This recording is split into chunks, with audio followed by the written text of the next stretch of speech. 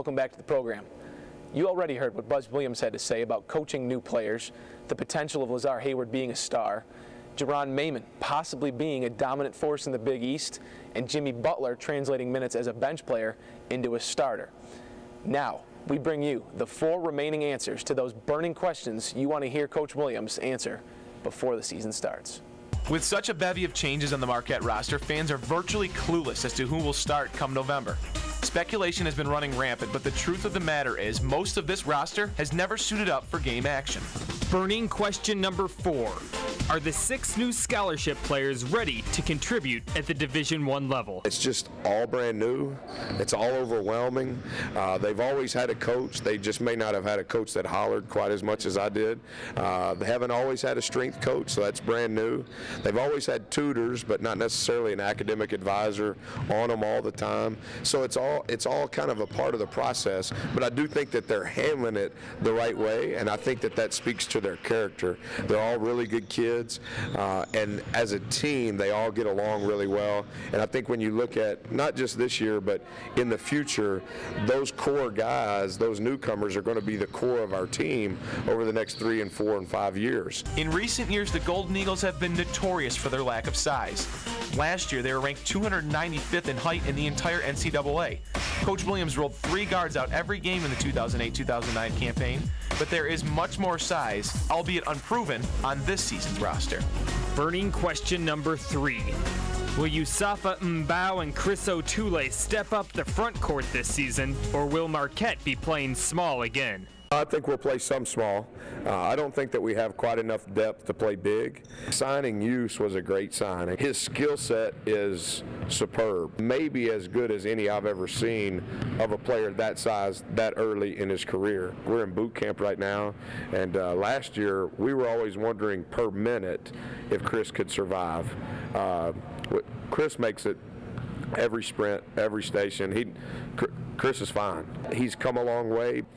Is he an emerging force in the Big East? No. How is that going to translate to how many points and how many rebounds? I don't know. I think in the half court, Chris is fine. Chris will be okay offensively in the half court. He can hold his own. Defensively in the half court, he's got to learn to play without fouling. But what's going to determine how good Chris can be, Brad, is from free throw line to free throw line. Can he change ends of the floor and be productive? Last season, when Dominique James went down with an injury against UConn, Maurice Acker was there to take over the duties of point guard. This season, Marquette attempted to replace James with highly touted recruit Junior Cadogan. When he went down with an injury, Maurice Acker was again there to take over the point guard duties. Burning question number 2. Is Maurice Acker prepared to be a starting point guard in the Big East? Mo's going to have to be better. He's going to have to be better. He worked really hard this summer academically, and then, sometimes like a lot of other things in life, when you take time away, you realize how much you miss it, and then you come back to it. And he's been a great leader for our guys. He's a fifth-year senior. Mo's had a lot of pressure on him since Dominique got hurt, and he's going to have a lot of pressure on him all year long, and I think he'll handle it fine. That brings us to our last point. The class of 2009 experienced a tremendous amount of regular season success, but they knew they'd be judged on how far they made it once the regular season ended. After 4 straight NCAA tournaments and almost a completely new roster this season, Golden Eagle fans just want to get back to the big dance. Burning question number 1. What is it going to take for Marquette to make its 5th straight NCAA tournament? We're talking about a lot of guys that have never donned a Division I uniform, and to try to fast forward in their life to March, there's just so much that could go on, good and bad. And so that'll always be our goal. That'll always be what we push for. Can we get there? I don't know. Are we mature enough to even handle that right now, or to answer that question? For sure, no. But I think that we've been accountable up until this point, and we'll keep going. It's always great to hear from the steward of the Marquette basketball program. Thank you for your time, Coach. And now to hear from one of the newcomers on this ball club, Darius Johnson-Odom, a player a lot of people expect a lot of great things from, but he's recovering from an injury. Our Chris Gaulke sat down with him to hear how the recovery period's going on the second part of our Golden Eagle Spotlight interviews. Welcome to Golden Eagle Spotlight Interviews. I'm your host, Chris Gaulke, alongside Darius Johnson-Odom. Great to have you here, Darius. Thanks for having me. Thanks, Ian.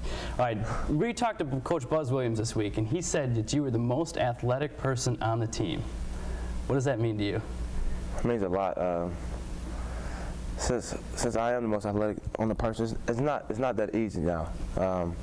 Being the most athletic on the team, you have to probably defend the best player, do a lot of extra stuff that most people can't do as far as on the basketball court. So I do take pride in being the most athletic on the team. How would you say, using the most athletic, how do you see that translating into Big East play? Being more athletic translates in the Big East. Everybody is athletic. So for me, it's really a big deal for me because it's going to be guys just like me that I'm going to have to defend and have to get to the rim on. So longer guys so that can do the same thing that I can do. So it's just another challenge for me. How has the process been this far, with Buzz Williams, coaching? How's the process been with him so far? The process has been great with Coach Buzz. Off the court, he teaches you about life, learning. It's just not basketball. It's not all about basketball for him. It's about winning in life, and that's why I came here, because I knew it just wasn't going to be about basketball. He's going to help me get a degree here at Marquette. So Coach Buzz is a real inspiration to me. Yeah. Coach is big on character, and like you said, off the field, making the players into men. Was that like you say the biggest thing in coming to Marquette to play for him? That's probably was the biggest thing. You don't get a lot of that from top coaches that's in the Big East, So to hear that from a coach like Coach Buzz is very important to me and my family. Now you're a transfer student coming in. You're going to be a sophomore. Do you talk? You're going to be one of many transfer students on this team. Jimmy Butler, Dwight Bikes. Do you kind of talk with them guys to see how they transition into the Marquette program? Oh yeah. Me, Jimmy, Dwight, we all talk about that. Being that we was at junior college the year prior than this. We talk about how the transition is from junior college to here. Big East is a whole nother level, especially playing against guys like in UConn and Louisville. So you're gonna need those guys to always help you up and back you up. But you've had some junior college experience. Do you say that that's going to help you this year? You've already had a little college experience. It's different. Big East is a lot different than JUCO. But do you think that will help you progressing this year to help the team going forward? Yeah, I do. I believe it will help me a lot. I played at Hutchinson Community College, which probably wasn't the biggest as far as junior colleges in America. So it was good to play in that. All right. Now you see the boot that you're wearing here. You said you heard it in a practice. You said that's going to be coming off. Can you tell us a little bit about that? I know that people seeing that are probably worried, thinking you might be missing some of the season. Just reassure them, that it's just a minor injury. And it's just a minor injury. I tore my plantar fasciitis. It was at the bottom of my foot, and then a little piece came off my tendon. I've been out for about a month now. And I'm going to the doctor today, actually, to try to get it off. So I know the team's been going through boot camp. Have you just been kind of on the sidelines, cheering them on, being part of the process? Yeah, just cheering them on, trying to get them through everything, all the sprints. I do a little extra running myself when I got time and whatnot. So I've just been trying to cheer the guys on, because boot camp is not easy at all. Yeah, I hear you. A lot of running. Now, in high school, you were an all-state football athlete. Is there other sports besides basketball and obviously football that you really like? You like to watch, play at all? I never really watched them, but I played hockey actually when I was a member of the boys club. I just like playing different sports. I just like to challenge myself. Tennis, kickball, whatever it was. I just wanted to challenge myself and try to be the best at it. All right, we look forward to the season this year, Darius. I wish the best for you. Hope the injury heals and everything goes good.